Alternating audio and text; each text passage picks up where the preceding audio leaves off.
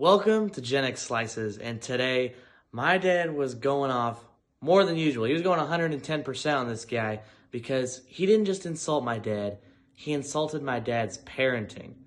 Now, my dad does not take lightly to that, and I swear, around 5 minutes in, you could see some veins popping out. So, enjoy.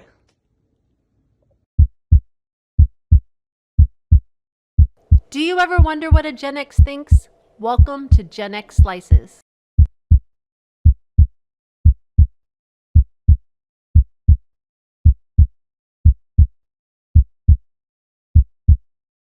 It bothers me. Sorry about that, but it just does. All right. Charles, let me go to the top of the sheets here. Charles Waybright. Here's an idea. Instead of the dad being a condescending asshole, how about the dad taking a few minutes to show his son how to do something? I was born in 1967, and I am just capable of go out and enjoy life the same way as I was able to as a kid. Unhappiness is a choice, not romanticized attachment to some past era. I have no fucking clue. Charles Waybright. All right, let's talk about Charles Waybright. Charles Waybright. Well, let's read it again. Here's an idea. So obviously he's coming up with something new for all of us. So everybody stop what you're doing. Stop. Pay attention to your screens. TV, computer, phone. Just slow down. Just stop for a minute. We're about to hear some wisdom from Charles Waybright. Let's pay attention. He put it up there. Instead of the dad being a condescending asshole. Now, that would assume that this dad, who we're talking about me, is being a condescending asshole. Am I really being a condescending asshole? Or am I just being an asshole that is enlightening, showing the proper way to do things? Parenting style out in the open. Condescending is a whole different track. I don't think I would have used that word. But I won't get hung up on semantics. Okay, let's move on. Instead of the dad being a condescending asshole, how about the dad taking a few minutes to show his son how to do something? Well, you know what? I got to take that into consideration. I had not considered that. Like yesterday or the day before when I was teaching him how to work on his car and talking about how batteries and alternators and starters work, walking him through it hands-on, or showing him how to put, the wiper blades on the other day because it was raining. He had to learn how to do that. Showing him how to do some wood turning on the lathe, which he's becoming quite good at, by the way. Is that what you mean, some of those things? Oh, I know. He knows how to change the air filters in the house, the smoke alarm batteries. He knows how to change each light bulb in the house because some of them are kind of tricky on how they come apart in these fixtures. You mean like those things? Those are the type of things he should learn how to do? Those are the type of things I should spend time teaching him how to do? How about when we built a fence around the garden? We had to dig the hole and sink the concrete. Had to teach him about pressure-treated wood and how you're really not supposed to put it in concrete or on the ground. But for our purposes, the best is to use a pressure-treated, and here's why we use it. Here's how pressure-treated wood is made. You mean something like that? Something teaching along those lines? Oh, you mean how about how to use maybe editing software, like when he's editing all his videos together, and I sat down with him and said, I used to do stage crew and play production in high school. Let me show you how to do some editing, and here's how you overlay audio and video tracks, teaching him how to do something like that. Is that what you mean?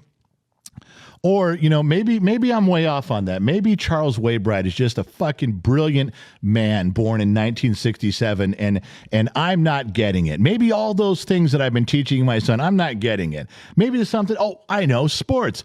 All the time I told him how to stand in a batter's box, how to keep his feet apart, keep his toes pointed, how to bend at the hips a little bit, keep an eye on the ball, choke up on the bat during certain situations, differences between an aluminum and a wood bat. Maybe it was all those times I spent out in the cul-de-sac with him, teaching him how to shoot free throws, how to point your right foot straight along, the line comes up through your body and shoots like that. Maybe it was drawing chalk marks in from the best positions to shoot from where he can get familiar. Oh, you know what it could have been? Maybe you're talking about the time that I bought a rack for all the basketballs, and I bought him 14 basketballs, and we wheel it out in the street summer after summer so he can, jump and shoot and do all that where you don't have to keep chasing one ball. Could that fit the criteria of the condescending asshole dad who magically all of a sudden needs to spend time with his kid? Would all those things don't count? I need to do more? All that shit that I was doing isn't good enough? The stuff that I've been doing since he was 4 years old, teaching him how to play catch in the living room with a Nerf ball, all the way up to playing catch out in the street, teaching him how to 3 different ways to throw a Frisbee and hit a trash can? None of those things counted? I have to stop being a condescending asshole, and all of a sudden I have to start, what did you say? I'm sorry, Charles. Let me go back and read it again. How about the dad take a few minutes and show his son how to do something? So the automotive wasn't good enough. Teaching him basic 110 electrical with hots, neutrals, and grounds, which he's very good at, by the way. He can run a fluke meter like nobody's fucking business. He even knows what ohms and resistance are. None of those things count. I still have to I got to take a few minutes to show him how to do something. Charles, what the fuck am I doing wrong? What the fuck more should I be showing him how to do? What the fuck are you talking about, Charles Waybright? You fucking TikTok, Reels, Facebook fucking therapy counselor? And you know the only thing Charles Waybright's going to be able to say is, well, you didn't show those things on the video. You didn't say all that shit, did I was just going by what I saw. No, you're being a TikTok therapist. You see a 1-minute video and you judge what's going on in a family, or you see a slew of 1-minute videos. Now, I'm not telling you that he doesn't film all those things, but since you're asking, he doesn't. For some reason, he's got a niche about bothering me with his ambush videos, about pissing me off about shit. He thinks it's funny. The majority of the people around here think it's fucking funny, and so he posts them. Can I, you know what? Why don't you rattle his cage a little bit, Charles Waybright? Why don't you rattle his fucking cage and say, to be fair, why don't you show a 1-minute video of all the stuff your dad's taught you? He'd go, 'cause it's not funny. And nobody would want to see that shit. You ever considered that, genius? I'm embarrassed you're even part of Generation X, you dumbass. You're a genius now because you've diagnosed my family, my relationship with my son. And apparently that's all it can be is these 1-minute fucking videos. And so, why doesn't the dad quit being such a condescending asshole and get out there and show the boys? Take a few minutes and show him some stuff. More than the past 14 years of the shit I have shown him? Do you want a list of more stuff? You want to talk about when we had to do solar panels? Should we talk about that? You want to talk about how I taught him how to mix concrete so he could put it in, patch some holes in the concrete, or put it in the basketball hoop so the basketball hoop doesn't fall over?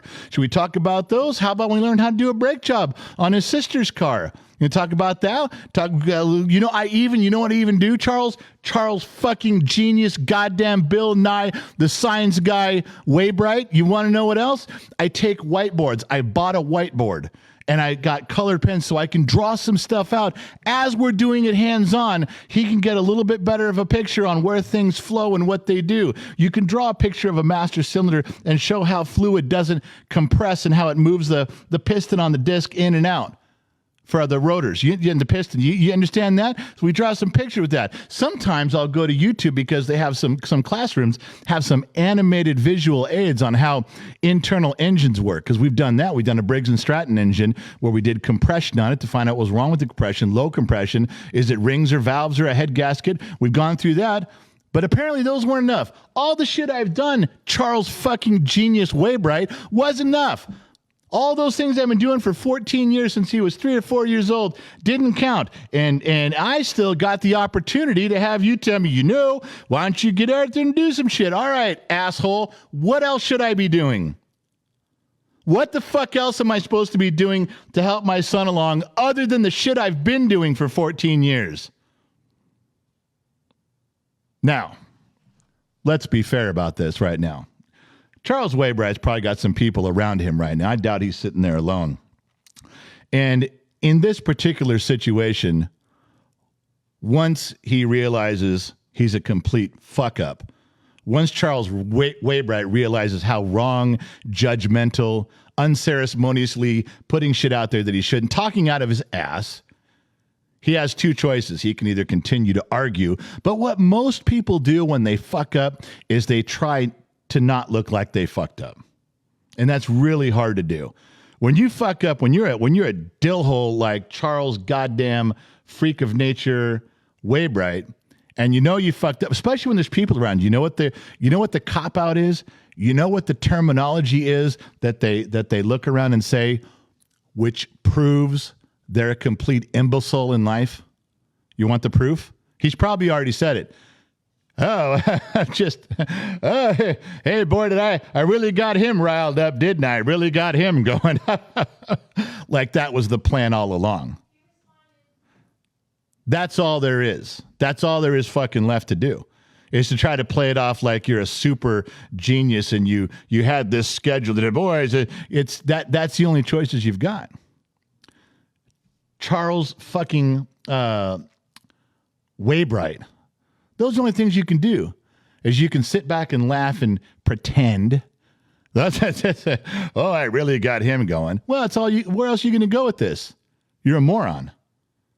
All you can do is pretend that you were just trying to feed the fire and wasn't.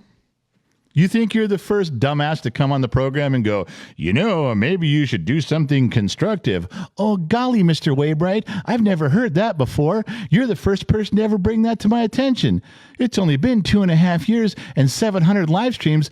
Gee willikers, Charlie. Can I call you Chuck? Are we buddies now? Can I call you Chuck? I've already had a fucked up day. And you come along and say this stupid shit. You want to run some comments when you know nothing about my family, you know nothing about my son. You probably don't know shit about your own kids. Oh, I know. List me how great everybody in your life is and how attributed all to your great parenting. If you really had no fucked up situations in your family and you were a great parent, rule number 1 would have been, don't fuck with other people's kids. Don't judge other people's families. You'd have known that already.